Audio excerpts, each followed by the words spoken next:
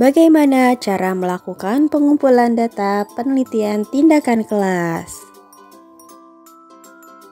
Tujuan pembahasan kali ini yaitu yang pertama, dapat menjelaskan cara pengumpulan data penelitian tindakan kelas.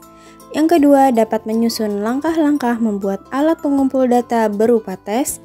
Yang ketiga, dapat menyusun langkah-langkah membuat alat pengumpul data berupa non-tes. Materi yang akan dibahas mengenai teknik pengumpulan data PTK. Teknik pengumpulan data penelitian tindakan kelas diperoleh sesuai dengan apa yang menjadi masalah yang akan diselesaikan dan solusi tindakan yang digunakan dalam penelitian. Pada masalah hasil belajar, data yang dikumpulkan berupa tes hasil belajar, sedangkan pada solusi berupa tindakan, data yang diambil berupa observasi kegiatan pembelajaran. Pada masalah selain dari hasil belajar atau kemampuan siswa secara kognitif, maka pengambilan data diambil dengan cara observasi. Cara membuat alat tes hasil belajar yaitu berdasarkan pada apa yang menjadi tujuan pembelajaran, melihat kompetensi dan indikator yang akan dicapai. Kemudian, menyusun alat penilaian baik berupa tes tulis ataupun tes praktek, sesuai dengan yang dibutuhkan. Dalam menyusun tes diperlukan kaidah atau pengetahuan mengenai evaluasi pembelajaran. Alat tes yang disusun dilengkapi lembar jawab dan teknik penskoran. Berikut ini adalah contoh soal tes hasil belajar. 1. Zat yang terdiri dari beberapa jenis zat tunggal disebut ... 2. Tuliskanlah macam-macam jenis zat campuran. 3. Tuliskanlah 3 contoh zat campuran heterogen.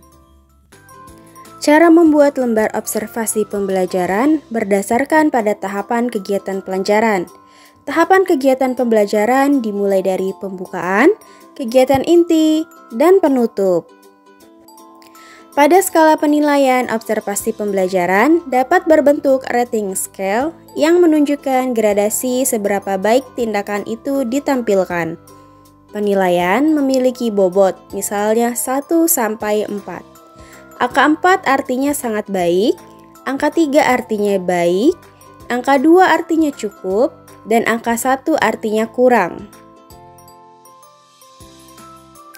Begitu pula dengan penilaian non-tes berupa motivasi belajar atau minat belajar, maka cara mengumpulkan data penelitian dapat melalui observasi. Membuat lembar observasi berdasarkan konsep dan indikator dari variabel yang diteliti.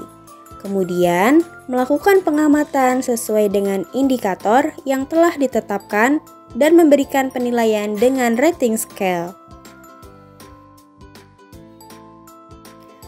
Contoh lembar observasi pembelajaran sebagai berikut.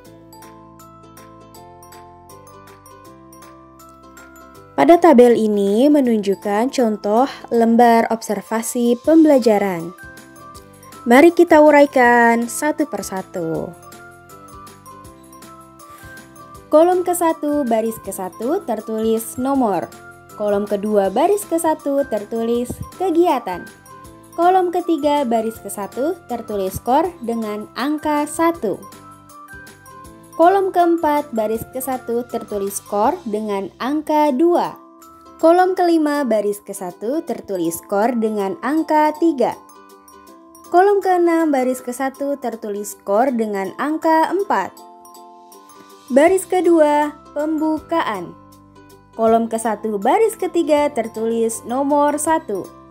Kolom kedua baris ketiga tertulis nama kegiatan, mengkondisikan siswa untuk belajar. Kolom ketiga, kolom keempat, kolom kelima, kolom keenam baris ketiga tertulis kotak untuk pengisian skor. Kolom ke-1 baris keempat tertulis nomor 2. Kolom kedua baris keempat tertulis nama kegiatan, melakukan apersepsi dan motivasi. Kolom ketiga, kolom keempat, kolom kelima, kolom keenam pada baris keempat tertulis kotak untuk pengisian skor. Kolom ke-1 baris kelima tertulis nomor 3. Kolom kedua baris kelima tertulis nama kegiatan, menyampaikan tujuan pembelajaran.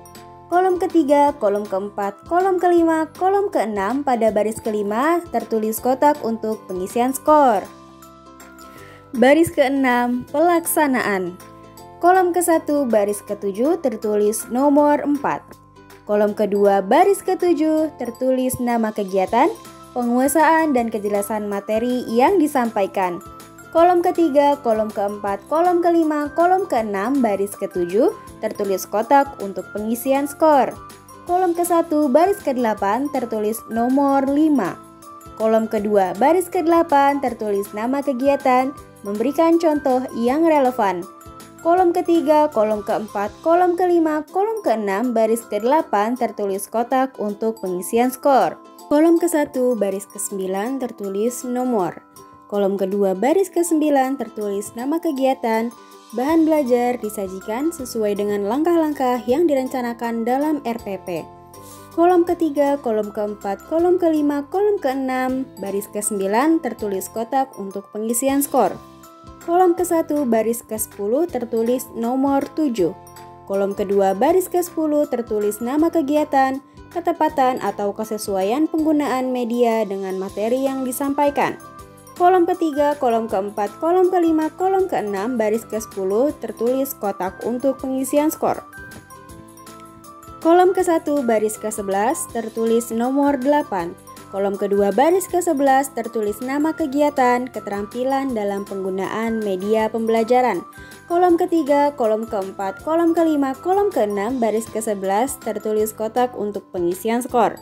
Kolom ke-1 baris ke-12 tertulis nomor 9. Kolom kedua baris ke-12 tertulis nama kegiatan, membantu meningkatkan perhatian siswa dalam kegiatan pembelajaran.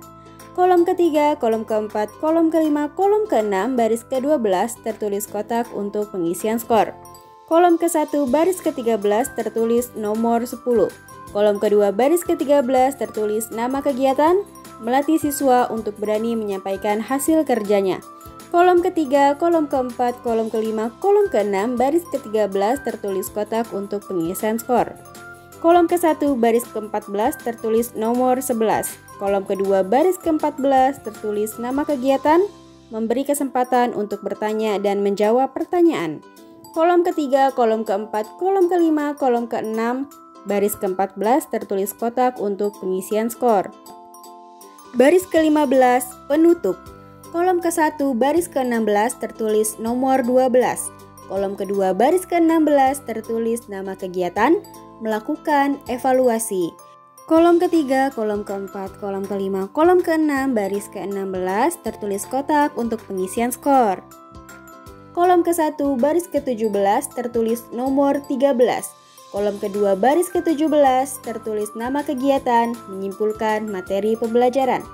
Kolom ketiga, kolom keempat, kolom kelima, kolom keenam, baris ke-17 tertulis kotak untuk pengisian skor. Kolom ke-1 baris ke-18 tertulis nomor 14. Kolom kedua baris ke-18 tertulis nama kegiatan, menutup kegiatan pembelajaran. Kolom ketiga, kolom keempat, kolom kelima, kolom keenam, baris ke-18 tertulis kotak untuk pengisian skor. Sekian pembahasan kali ini. Terima kasih.